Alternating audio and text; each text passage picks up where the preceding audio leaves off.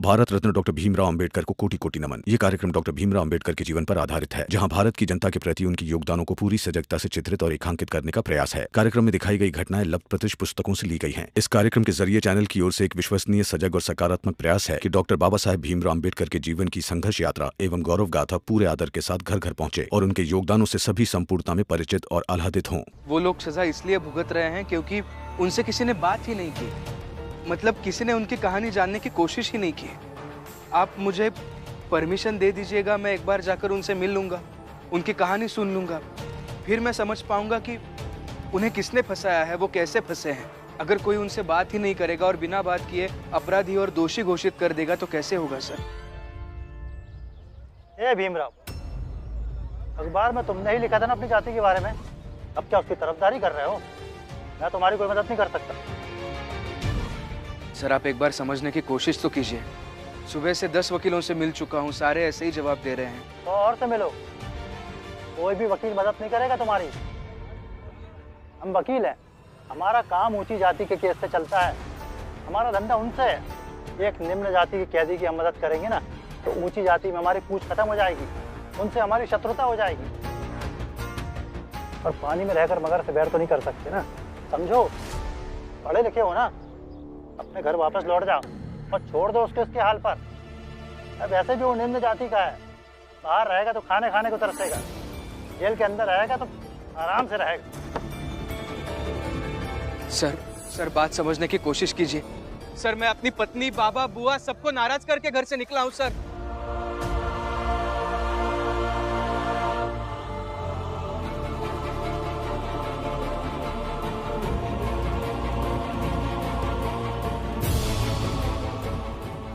क्योंकि मेरी मानवता ने, मेरी इंसानियत ने और मेरी आत्मा ने कहा कि जाओ भीमराव और उस कैदी की मदद करो। आपका धंधा क्या कहता है ये मायने नहीं रखता सर, मायने ये रखता है कि आपकी इंसानियत, आपकी मानवता और आपकी आत्मा क्या कहती है। अब इतने बड़े वकील बने हैं आप, तो सिर्फ पैसे कमाने के लिए तो नहीं बने होंगे ना। इसलिए हाथ जोड़कर विनती कर रहा हूँ, एक बार उनसे मिलने दीजिए, मैं सारा सच जान लूंगा। ठीक है, एक चिट्ठी लिख कर देता हूँ, उसको अदालत में दो, वहाँ से परमिशन मिलती है तो उससे ज़्यादा मैं तुम्हारी कोई मदद नहीं कर सकता। जी प्लीज सर।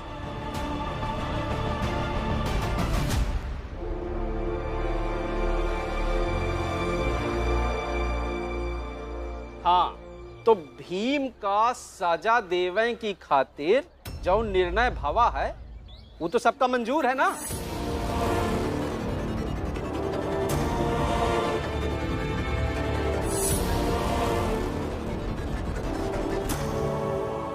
अरे बोलो, मंजूर है कि नहीं? हाँ हमें मंजूर है।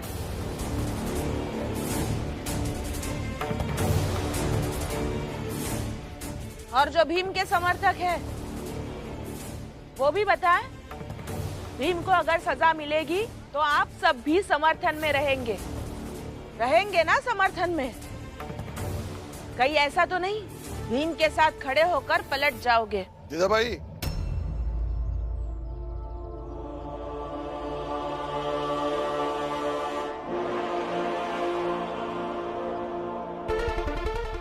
कोई नहीं पलटेगा, कोई नहीं।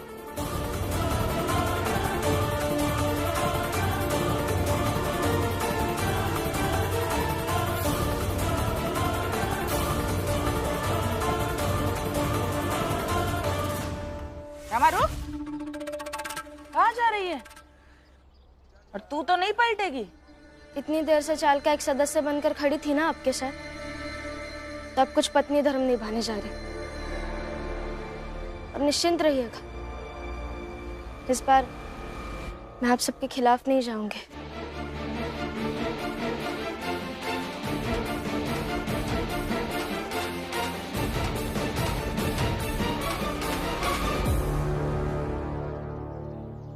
तो आई कार्ड लेकर आए हो अपने ऑफिस का?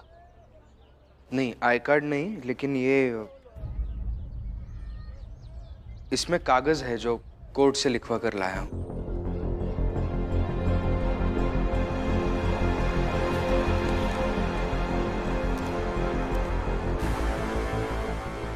ये ठीक है ना?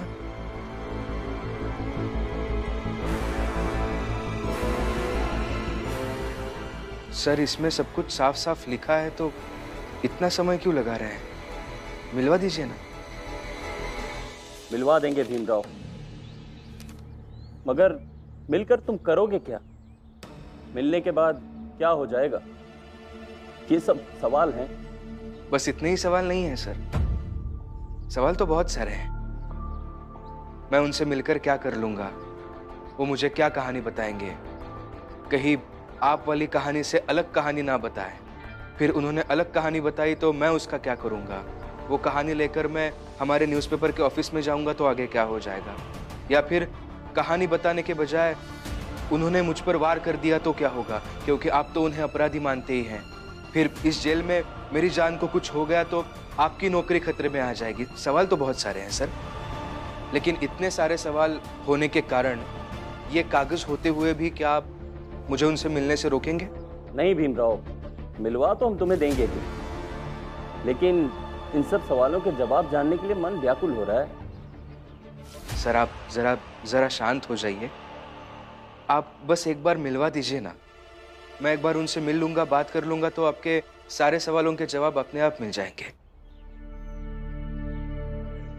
ठीक है, चलो चलिए।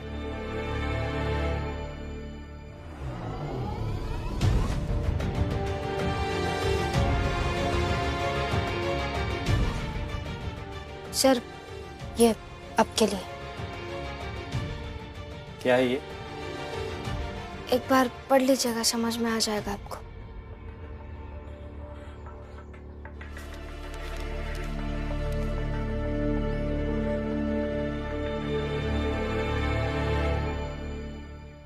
अच्छा, आज की छुट्टी की एप्लीकेशन है। भीमराव आज छुट्टी पे है। जी। मगर ये हैंडराइटिंग भीम की नहीं है।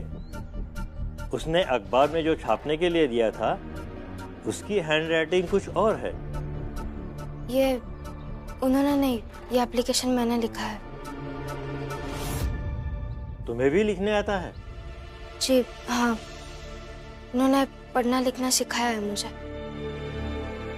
वो पूरन जी से मिलने गए हैं ना, इसलिए ये एप्लीकेशन मैंने लिखा है। इस एप्लीकेशन को लिखने के बजाय पति को उस खूंखार आरोपी से मिलने से रोकना चाहिए था, क्योंकि इस केस में पड़ेगा तो खुद जेल में जाएगा या किसी की गोली से मार दिया जाएगा।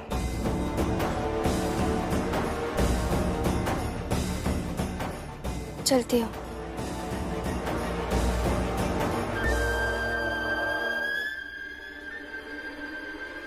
ये लड़ाई तो भीमराव को जीतने ही नहीं दूंगा मैं।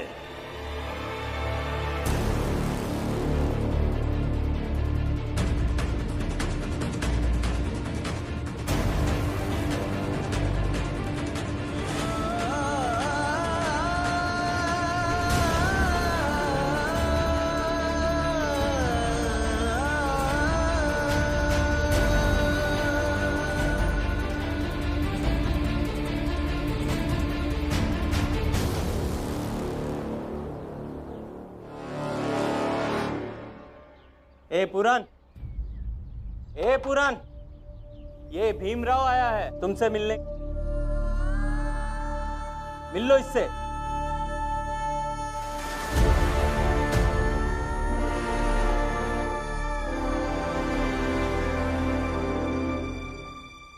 मुझे किसी से नहीं मिलना है, चले जाओ यहां से।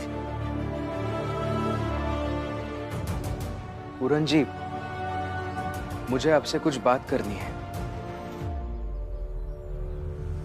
मुझे किसी से कोई बात नहीं करनी है। उस दिन देखा था मैंने आपको सड़क पर, लोगों ने आपको मारा, सर नीचे झुकाने के लिए कहा, लेकिन फिर भी आपने नहीं झुकाया। तो पता नहीं क्यों, लेकिन मुझे उस दिन से लगा कि आप अपराधी नहीं हो सकते। लेकिन फिर उसके बावजूद भी आप यहाँ सजा काट रहे हैं, कैदी बने हुए हैं। तो ये कुछ समझ नहीं आ रहा है। आप अगर आपकी कहानी मुझे एक बार बता देंगे तो।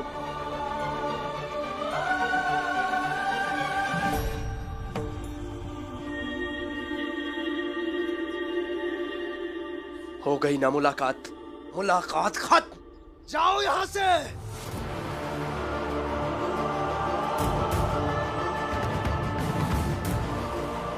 देखिए पूरन जी, मुझे वो कहानी नहीं सुननी जो सबको पता है। मुझे वो जानना है जो सच है। पर मुझे नहीं बताना है। जाओ यहां से। देखिए सच जाने बिना तो मैं यहाँ से जाऊंगा नहीं। अदालत ने 1 घंटे का समय दिया है आपसे मिलने का। 1 घंटा यही खड़ा रहूंगा और बस इंतजार करता रहूंगा कि आप कब कहानी बताते हैं। भीमराव, देख रहे हो, यहाँ कुछ नहीं होने वाला है। ये तुमसे बात करने में कोई इंटरेस्ट नहीं रखता। लेकिन अदालत ने 1 घंटे का समय दिया है ना, तो 1 घंटा इंतजार करूंगा। कोई फायदा नहीं है। कोई फायदा हो या ना हो, कम से कम सुकून तो मिलेगा मुझे भी और पूरन जी को भी कि हम दोनों एक ही जात के हैं और दुख बांटने के लिए कुछ देर के लिए दोनों एक साथ खड़े रहे।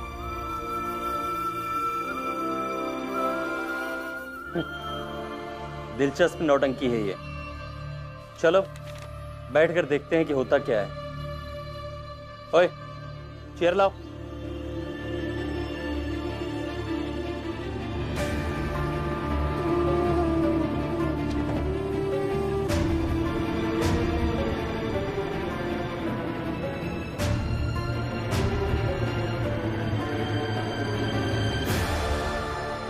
मालिक, ये भीमराव तो बहुत ही बेकार आदमी है। अपनी बीवी को कौन पढ़ाता है? पर साहब, पढ़े लिखे होने का एक फायदा भी होता है। क्या फायदा? यही कि जब हमें छुट्टी चाहिए होता है तो हमें ऑफिस आनी पड़ती है। अगर हम पढ़े लिखे रहते तो चिट्ठी लिखकर किसी द्वारा आपके पास भिजवा देते और मुझे छुट्टी मिल जाती और यहाँ आना भी नहीं पड़ता। साहब, तुम दोनों सही कह रहे हो। भीमराव की बात कुछ तो अलग है। सेठ जी, अरे आइए। नमस्कार। नमस्कार। अरे खबर मिली कि नहीं आपको? क्या? वो भीमराव जेल तक पहुंच गया और पूरन नाम के कैदी से मिल भी रहा है। और सुबह से 25 वकील से मिल चुका है कम से कम। लेकिन अभी तक पता नहीं चला है कि किस वकील ने उस भीम की मदद की है। एक बार पता चल जाए ना किसने उसकी मदद की है तो बताएंगे उसे कि हमारे खिलाफ जाकर उस भीम की मदद करने वाले का अंजाम क्या होता है। बैठिए बैठिए, चाय मंगवाता हूँ। हाँ।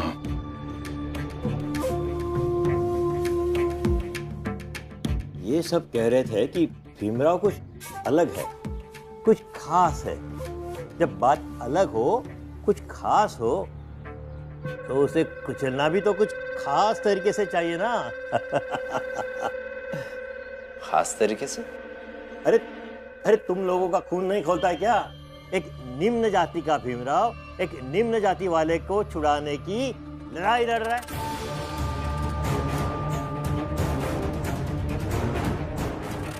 अरे क्यों नहीं खोल रहा होगा सेठ जी? इन दोनों का खून भी बिल्कुल खोल रहा होगा। ऊंची जात का जो भी आदमी उस भीमराव की हरकत को जानेगा ना, उसका खून खोलेगा ही खोलेगा।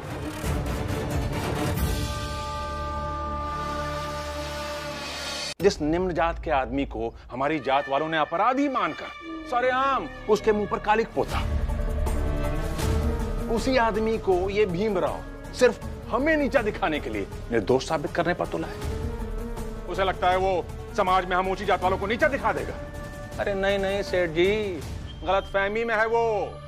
हाँ बाबा, बिल्कुल सही कह रहे। ऐसे व्यक्ति को तो सजा मिलनी चाहिए। और मैं तो कहता हूँ ये काम नहीं किया, हाँ तुम दोनों को करना चाहिए। तुम दोनों भी तो ऊंची जात के हो ना। भीम की इस गलती के लिए अगर तुम दोनों जाकर उसे सजा देते हो तो इस ऑफिस के बाहर ऊंची जात के लोगों में बहुत मान सम्मान पा जाओगे। सोच लो। और हम तुम दोनों का प्रमोशन कर देंगे और सीना ठोक कर कहेंगे कि हमारे यहाँ काम करने वाले लोग बहुत ही साहसी है और अपने जाति धर्म के लिए समर्पित है। लो, ये तो सोने पे सुहागा हो गया। हाँ? एक तरफ सेठ जी तुम्हें प्रमोशन दे रहे हैं और दूसरी तरफ समाज में मान सम्मान मिलेगा। साहब, हम अभी जाके भीमराव को सजा देते हैं। हमें आज्ञा दीजिए साहब। मगर करोगे कैसे? जेल से मिलकर निकलेगा तो भीमराव घर नहीं पहुंच पाएगा। ये सब हमारे ऊपर छोड़ दीजिए साहब। चलो। आज तो छोड़ेंगे नहीं। देखना बचने ना पाए वो।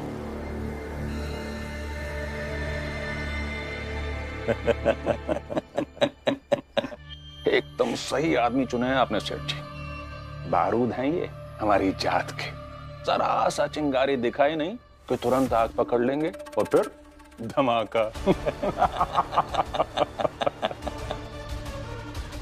बस एक बार ये दोनों मिलकर उस भीमराव को निपटा देना कसम से, फिर तो सचमुच ऐसा धमाका हो जाएगा कि चारों तरफ बस मातम ही मातम। उस भीमराव के परिवार में भी, उसकी पूरी जात में भी और पूरी चौक में भी।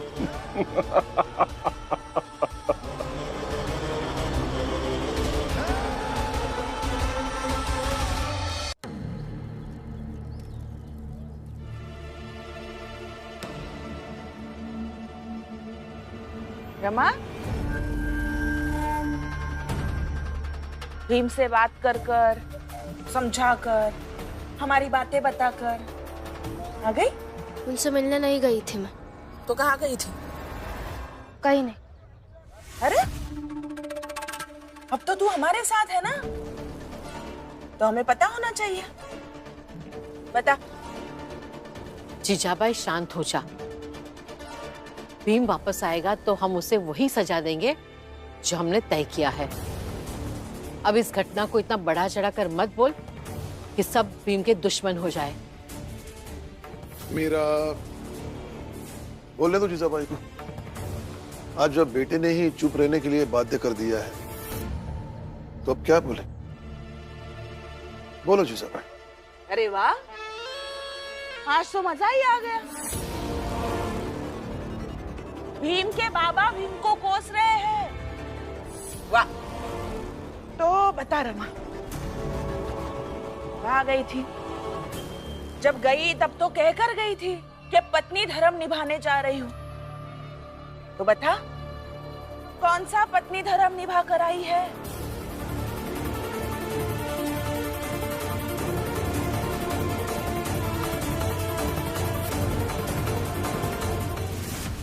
अरे कहूँ बैठ के सोच के आई होगी कि कौन कौन तरह से अपने पति का बचाव करेगी।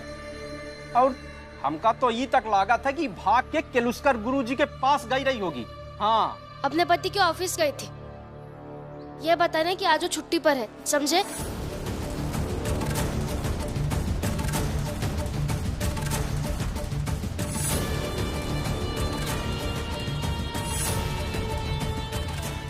पत्नी उनकी चिंता रहती है। तब से बोले जा रहे हैं आप सब, और आप सब इस बात की तसल्ली कीजिए ना कि मेरे पति आप सबकी नजरों में दोषी साबित हो गए। तो अब मैं भी मान रही हूँ कि उन्होंने गलत किया है, तो अब और क्या करूँ? मेरे पति को कोसूं, उनकी शिकायत करूँ?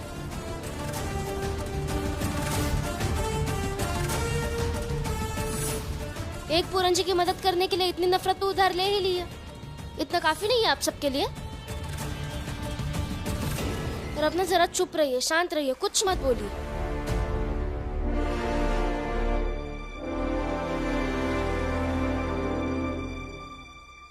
अरे भीमराव, आधा घंटा बीत चुका है, बेवजह कोशिश कर रहे हो। जो कहानी सबको पता है वही कहानी सच है। यहाँ से मैं भले ही खाली हाथ चला जाऊंगा, लेकिन ये सच मानकर तो बिल्कुल भी नहीं जाऊंगा कि जो कहानी आप सबने सुनकर इनकी सजा तय की है वही सच कहानी है। कभी नहीं।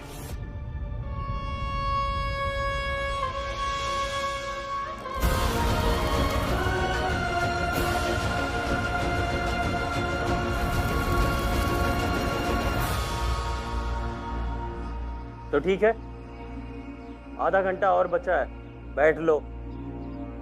उसके बाद तो चले जाओगे ना? फिर मेरी एक बात कान खोल करके सुन लो और लिख कर ले लो। मैं अदालत में अर्जी लगाऊंगा कि पूरन से मिलने पर जेल की शांति का खतरा है। दोबारा तुम कभी नहीं मिल पाओगे। सोच लो।